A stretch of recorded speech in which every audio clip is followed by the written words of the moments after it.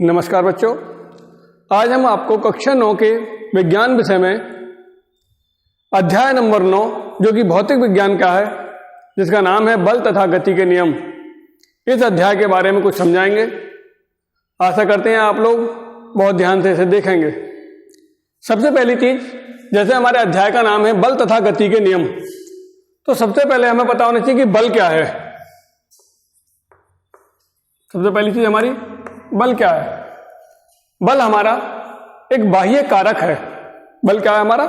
एक बाह्य कारक है जो वस्तु की गति की अवस्था या स्थिर अवस्था या विराम अवस्था, कोई भी अवस्था है, उसमें परिवर्तन करता है। यानी बल लगाने के बाद हम वस्तु की गति की अवस्था में परिवर्तन कर सकते हैं, उसके आकार में परिवर्तन कर सकते हैं, उसकी स्थिति में परिवर्तन कर सकते हैं। तो बल क्या है? एक कारक है। यानी और कारक का मतलब क्या है कि बाहर से लगाई हुई कोई चीज है। तो बल क्या है? बल एक ऐसी समझ सकते हैं आप कि बल एक ऐसा आपके लिए साधन है या माध्यम है जिसके द्वारा किसी वस्तु की स्थिति, अवस्था, इनमें परिवर्तन हम करते हैं। फिर आता है हमारा बल के प्रकार। बेटा हमारे सबसे पहली चीज है बल निपट गई हमारी, और इसे बल को हम किससे? कैपिटल एफ से शो करते हैं। इसका मात्रक न्यूटन होता है। क्या होता है? इसका मात्रक न्यूटन होता है। और ये कैसी राशि है? एक सदिश राशि है। बल हमारा एक सदिश राशि है। इसके बाद आता है हमारा बल के प्रकार। क्या चीज हमारा? कि बल के प्रकार। अब हम बल के प्रकार की बात जब कर रहे हैं तो मुख्यतः हमारा जो बल है वो दो प्रकार का होता है, एक बैलेंस और एक अनबैलेंस, यानी एक संतुलित बल और एक असंतुलित बल। अब हमारा संतुलित बल क्या है? ये बल हमारा कितने प्रकार का होगा? दो प्रकार का होता है ये हमारा। कौन कौन सा था? नंबर एक बैलेंस, यानी जैसे बोलते हैं हम संतुलित बल। संतुलित बल का मतलब क्या है? जैसे उसका नाम है, यानी कि संतुलन में है। यानी अगर किसी वस्तु पर अगर हम बल लगाएं, और जरूरी नहीं है वस्तु पर दो ही बल लगाएं, हमारे बल बहुत ज्यादा भी हो सकते हैं, कम भी हो सकते हैं। अगर समस्त बलों का बीजगणितीय योग शून्य है, यानी टोटल अगर हम बल जोड़ दें और वो कितने आने चाहिए? बराबर 0 आ जाए, तो वो बल कहलाता है हमारा संतुलित बल। कैसे? हम बात कर रहे हैं, ये हमने एक बॉक्स लिया, ले लिया एक बॉक्स। इस पे हमने एक तरफ से हमारा लगा हुआ है, इधर को बल है, या दोनों तरफ से लगाने हैं, इधर से लगा रहे हैं, इस तरफ से लगा रहे हैं। मान लो इधर से हमने कितना लगाया? 5 न्यूटन, और इधर का भी कितना है हमारा? 5 न्यूटन। दोनों की दिशाएं विपरीत हैं, तो विपरीत दिशा मतलब होने का मतलब ये होता है कि इधर का जो बल है एक तरफ हम प्लस में ले लें तो दूसरी तरफ उसके अपोजिट हमारा माइनस में हो जाएगा। यानी अगर हम जोड़ें तो 5, दूसरा विपरीत दिशा में, तो माइनस में लगाना पड़ेगा, इसलिए हमें कितना आया? 0। तो कैसा हो गया हमारा ये? संतुलित बल। यानी अगर बल विपरीत दिशा में कार्य कर रहे हो या समस्त बलों का योग शून्य हो रहा हो तो वो बल कहलाते हैं हमारे संतुलित बल। दूसरा आता है हमारा अनबैलेंस फोर्स, जिसे बोलते हैं हम असंतुलित बल। असंतुलित बल ये क्या है बच्चों हमारा? अगर किसी वस्तु पर लगे हुए बलों को का बीजगणितीय योग शून्य ना हो। कैसा हो? अगर उन बलों का बीजगणितीय योग शून्य नहीं हो तो वो बल हमारे असंतुलित बल कहलाते हैं। कैसे? हमने यह देखा कि हमारे 5 न्यूटन थे, हमने इसे 5 रहने दिया, इसे कर दिया हमने 10 न्यूटन। जब यहां 5 था, अब ये कर दिया कितना? 10, तो यहां भी कितना हो जाएगा? 10। तो योग शून्य नहीं आएगा, इज नॉट इक्वल टू 0, यानी शून्य के बराबर नहीं है। यानी कितना आएगा ये हमारा? ये आएगा हमारा -5 न्यूटन। तो क्या हुआ? शून्य नहीं आया, और जब योग शून्य नहीं आता है तो ऐसे बल कहलाते हैं हमारे असंतुलित बल। इसके बाद देखते हैं हम बल के प्रभाव। हम बात कर रहे हैं बल के प्रभाव। क्या चीज हमारे? बल के प्रभाव। इन बल के क्या प्रभाव हो सकते हैं हमारे?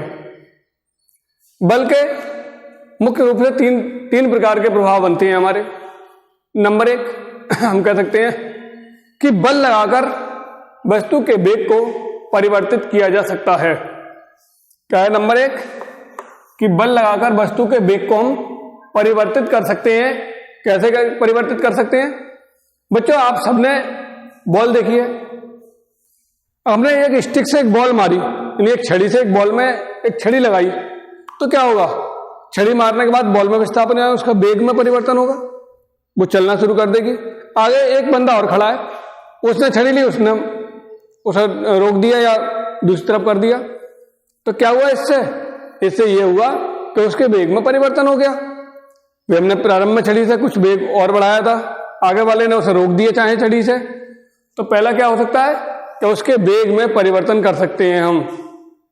दूसरा एक प्रभाव हो सकता है, पहला क्या हो गया हमारा कि वेग में परिवर्तन कर सकते हैं,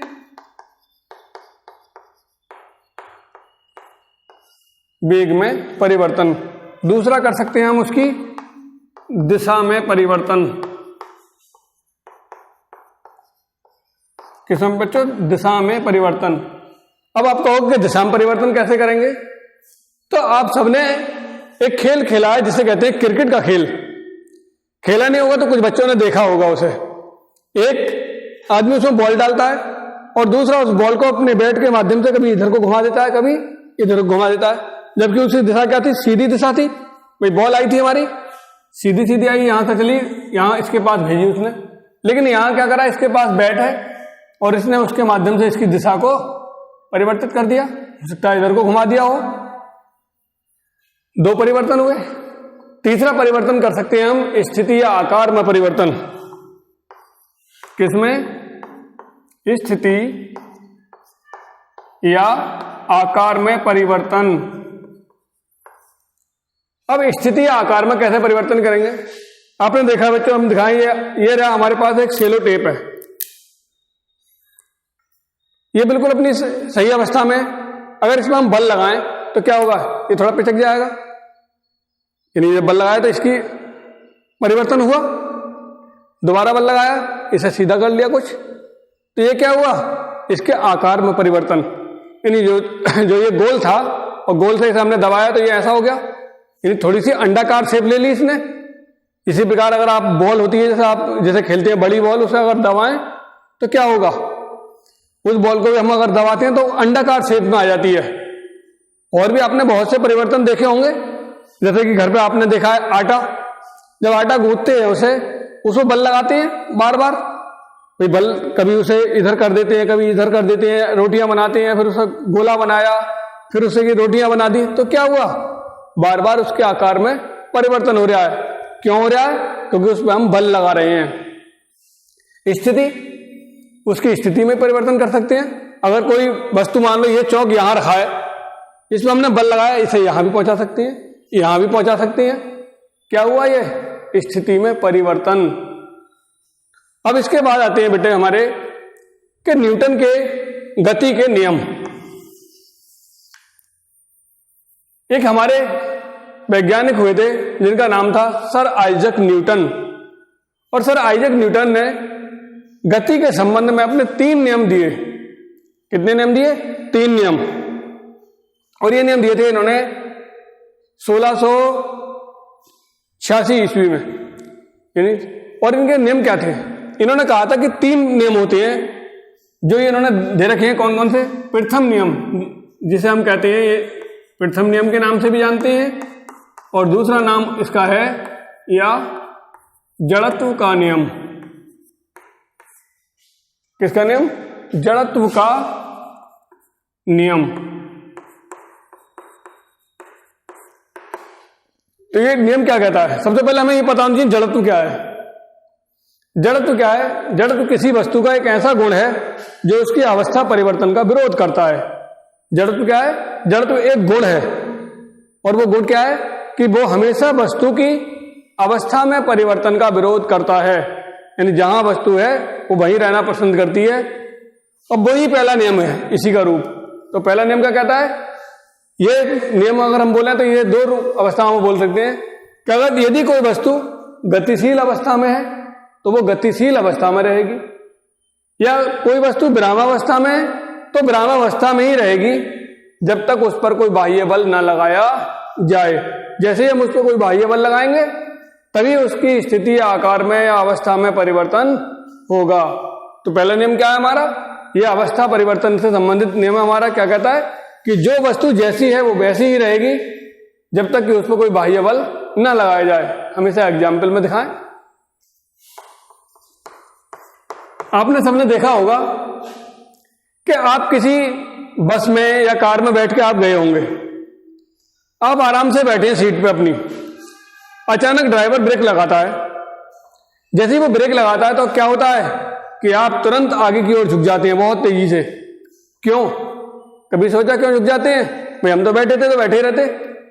होता क्या है, इसी गुण के कारण, इस प्रथम नियम की के ही कारण ये होता है। क्यों?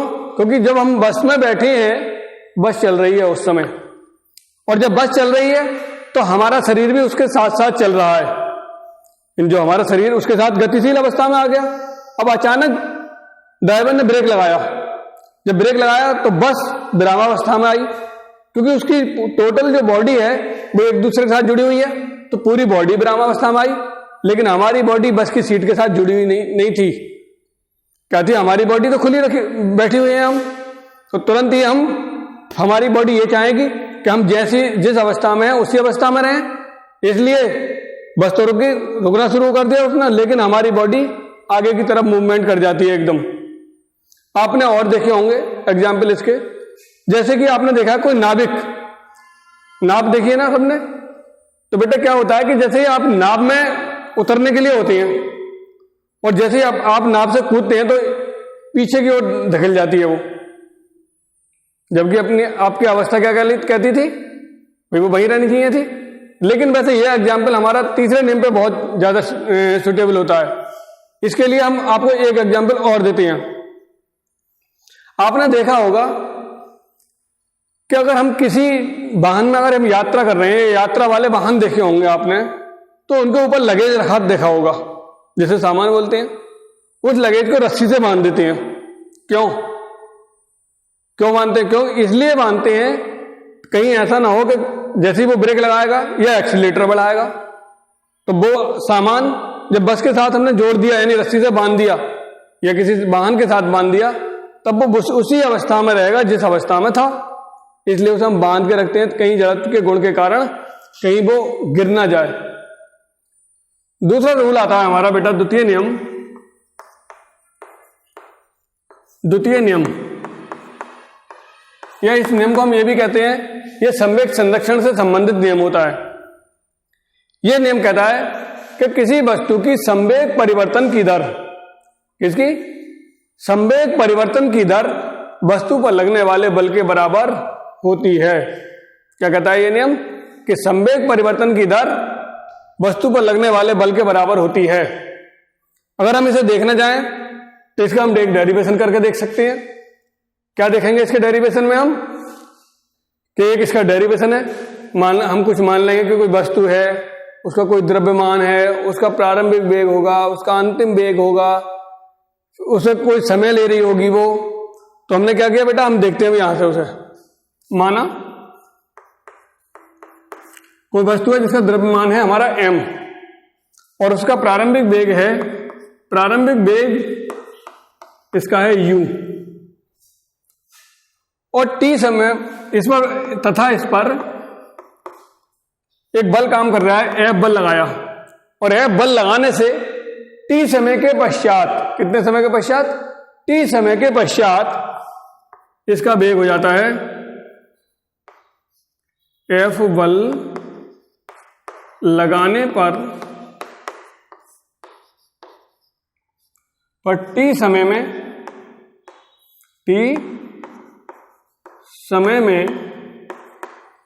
इसका वेग कितना हो जाता है?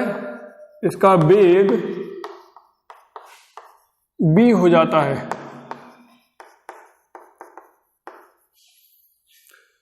तो बेटा आपने देखा, आप जानते हो संवेग को हम किससे लिखते हैं? p से लिखते हैं। तो इसका प्रारंभिक संवेग कितना हो जाएगा हमारा? प्रारंभिक संवेग P1 बराबर हो गया हमारा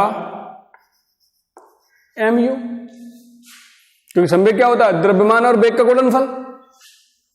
और अंतिम संवेग क्या हुआ इसका? अंतिम संवेग इसका P2 बराबर हो जाएगा हमारा mb। कितना हुआ बच्चों इसका? mb। हम बात करेंगे इसके क्या? संवेग परिवर्तन। क्या चीज? संवेग परिवर्तन। जब हम संवेग परिवर्तन की बात करेंगे तो क्या होगा भाई? अंतिम संवेग माइनस प्रारंभिक संवेग, यानी P2 माइनस P1। तो ये हमारा हो गया बेटा संवेग। हमारा संवेग परिवर्तन कितना हुआ? P2 minus P1। या हम कह सकते हैं कि संवेग परिवर्तन यानी संवेग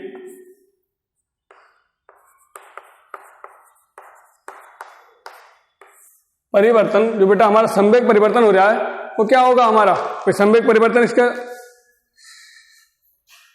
ये हम कह सकते हैं यहां से कि संवेग परिवर्तन समानुपाती लगाओ। समानुपाती किसका होगा भाई? इन P2 माइनस P1 के। क्या कह सकते हैं हम कि संवेग परिवर्तन समानुपाती P2 और P1 के मान लगा दें हम mb माइनस mu। या हम कह सकते हैं कि संवेग परिवर्तन समानुपाती होगा m, हमने कॉमन ले लिया, b माइनस u। या हम कह सकते हैं कि संवेग परिवर्तन, अब संवेग परिवर्तन किसके बराबर होता है? हम बात कर रहे हैं संवेग परिवर्तन, हम लगा देते हैं संवेग परिवर्तन की दर। क्या कर लें? जब संवेग परिवर्तन समानुपाती है तो दर के लिए हम क्या करते हैं? समय से भाग दे देती हैं। क्या कह सकते हैं हम कि संवेग परिवर्तन की दर समानुपाती होगी किसके? हमारे mb माइनस u के। अब संवेग परिवर्तन की दर किसके बराबर होती है? बल के बराबर। तो संवेग परिवर्तन की दर किसके बराबर हो गई हमारी? बल के बराबर हो रही है। तो हम कह सकते हैं क्या? तो कार्यरत बल समानुपाती होगा किसके? बेटा दर है तो हम t से भाग और देंगे, mb minus u upon t। बल को बेटा हम कैसे लिखते हैं? F से लिखते हैं। जब हम समानुपाती हटाते हैं तो कोई नियतांक लगाते हैं हमने यहां नियतांक ले लिया क्या? K m, और b minus u upon t, ये गति के पहले समीकरण के अनुसार ये होता है हमारा a। क्या होता है ये? a बराबर होता है त्वरण b minus u upon t। अब बराबर आ गया हमारा k में। k क्या है? यहाँ एक नियतांक है। यदि k इज इक्वल टू कितना हो हमारा? 1 हो तो f इज इक्वल टू कितना हो जाएगा हमारे? ma। तो हमें यहां से क्या पता चला कि संवेग परिवर्तन की दर लगने वाले बल के बराबर होती है। यह रहा हमारा दूसरा नियम। अब बच्चों हम बात करते हैं गति के तृतीय नियम की। कौन सा बेटा हमारा? तृतीय नियम। तृतीय, इसे बोलते हैं हम गति का तृतीय नियम। इस नियम का नाम है हमारा क्रिया प्रतिक्रिया नियम। क्या नाम है इसका? इसका नाम है क्रिया प्रतिक्रिया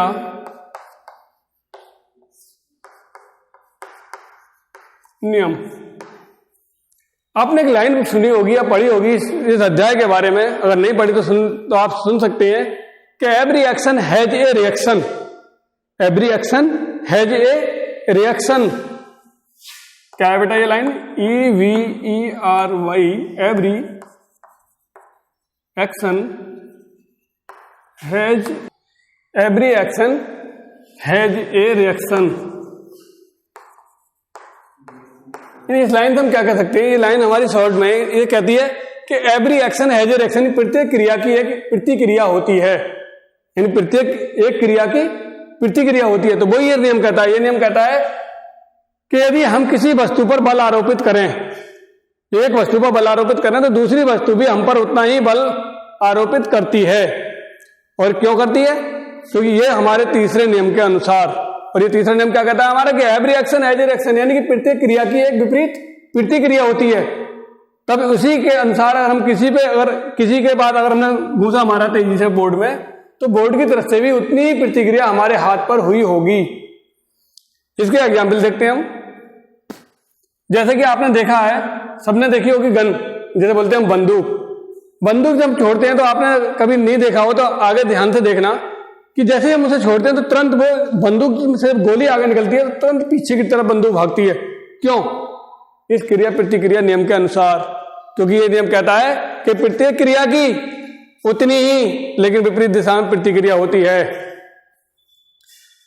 आपने एक और एग्जाम्पल मैं आपको पहले बता रहा था नाव वाला, वो यहां भी बहुत सटीक लागू होता है।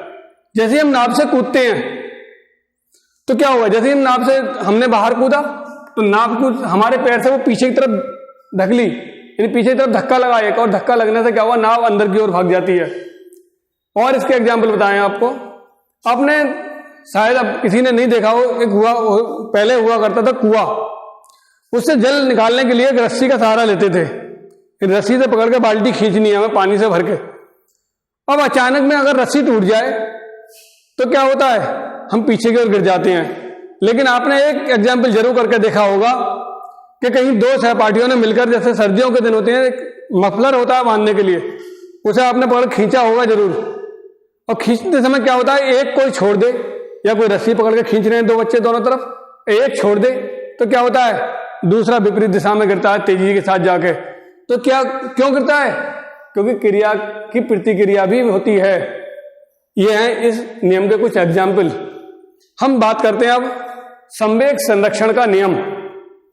इसका संवेग संरक्षण का नियम।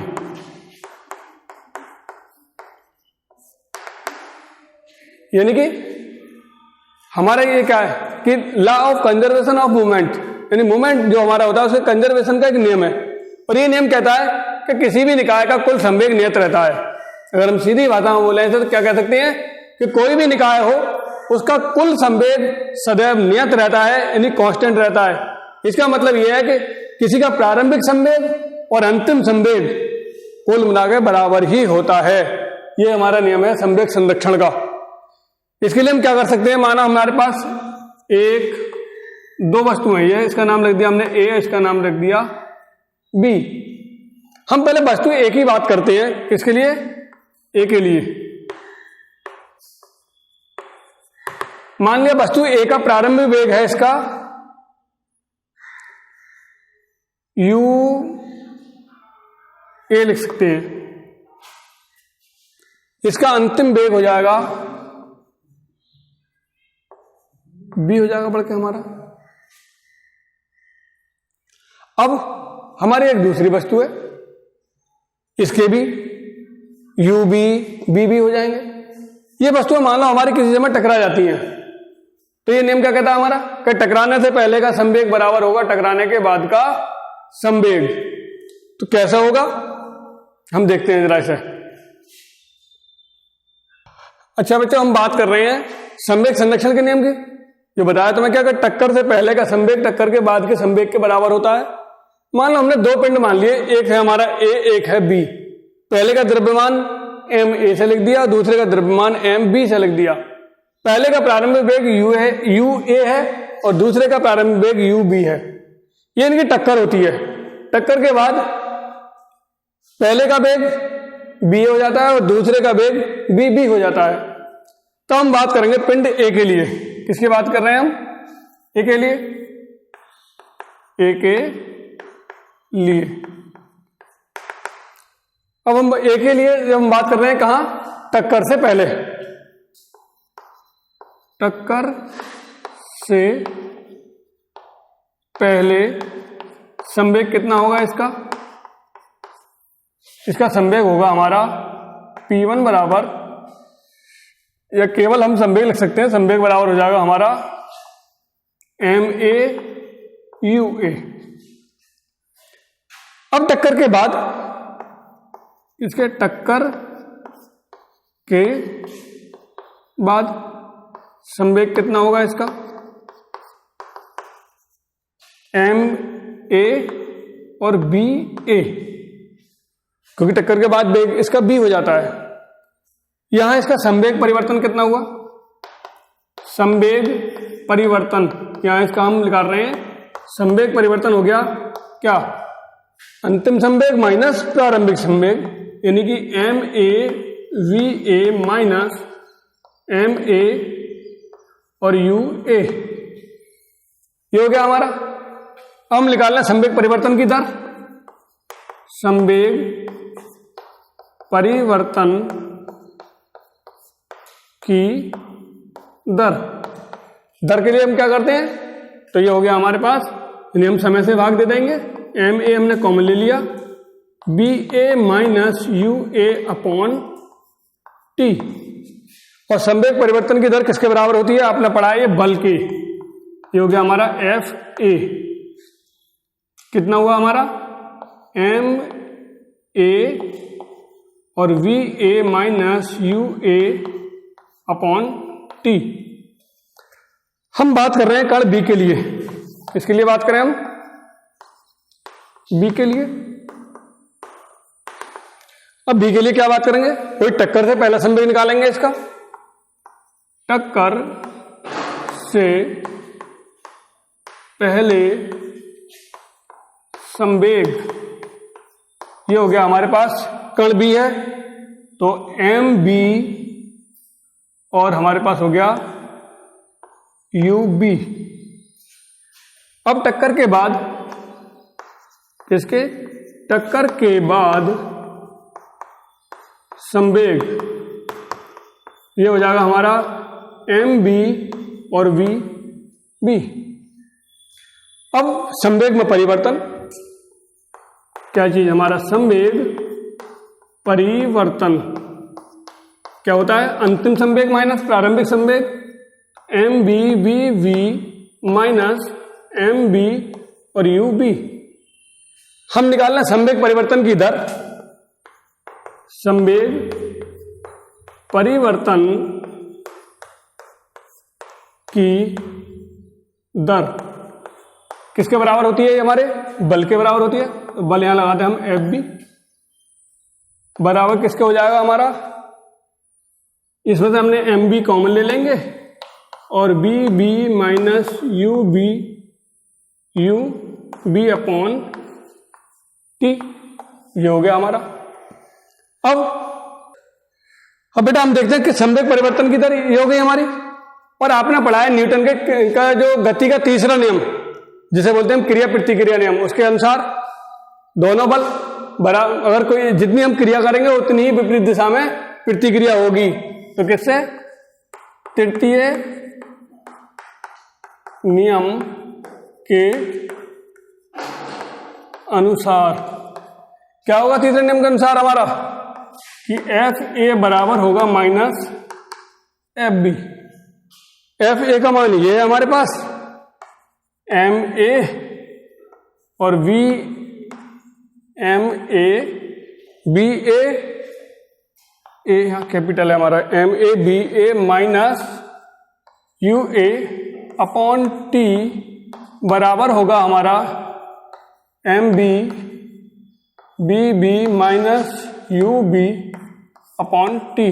टी से हमारा टी कैंसिल, अभी हम खोल के एक बार में लिख सकते हैं क्या, कि M A B A minus M A U A बराबर होगा M B minus M B और यू बी। माइनस वाला एक तरफ कर दो और प्लस वाले हम एक तरफ कर सकते हैं क्या, हम कह सकते हैं क्या, एम ए बी ए, और अगर यहां चाहें तो हम यहां भी छोड़ सकते हैं, अगर चाहें तो हम इसे इधर ले आए और इसे इधर के ला सकते हैं।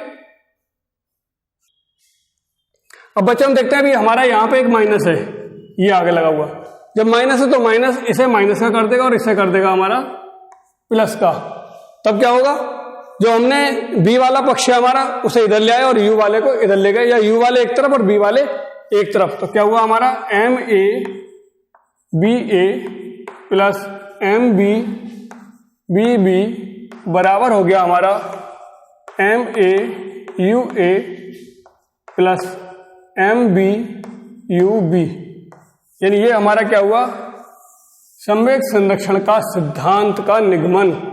यानी इससे हम कह सकते हैं क्या कि टकराने से पहले का संवेग बराबर हुआ टकराने के बाद का संवेग। इसी के साथ बच्चों हम आज की वीडियो समाप्त करते हैं। इससे आगे का इस पार्ट का जो पोर्शन है वो लेकर अगली वीडियो में उपस्थित होंगे। तब तक के लिए धन्यवाद।